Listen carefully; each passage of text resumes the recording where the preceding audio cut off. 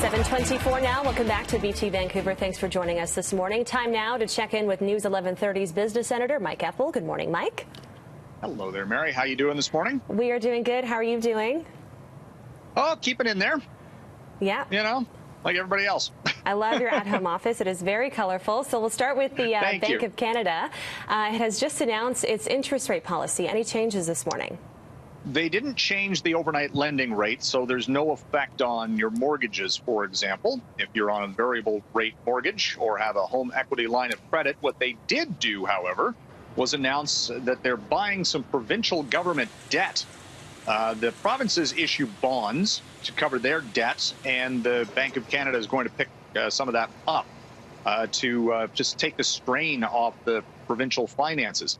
$50 billion, so it's not exactly a small change here. And the Bank of Canada has also put out its best guess about how bad the economy is going to get with the pandemic shutdown.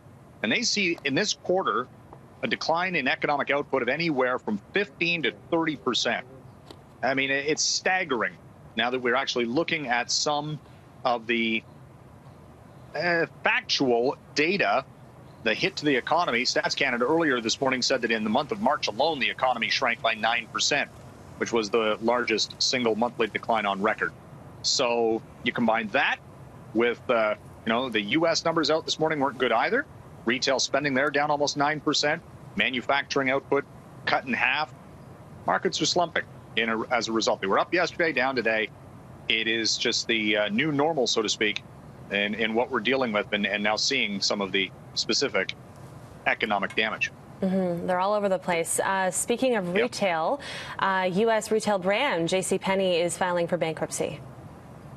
This is a company that has had trouble for the past several years in the adjustment to e-commerce. So it had been bailed out a couple of times. I guess what would be the best comparable, I suppose, Penney, Sears maybe would be in the same category. You know, it's a storied department store retail company, but has fallen on tough times. And now with the pandemic, they don't have the financial heft to survive it. They closed their doors and, seeing the share price virtually worthless in the early going. And it might just be the start of another wave of retail issues, certainly over the next several months.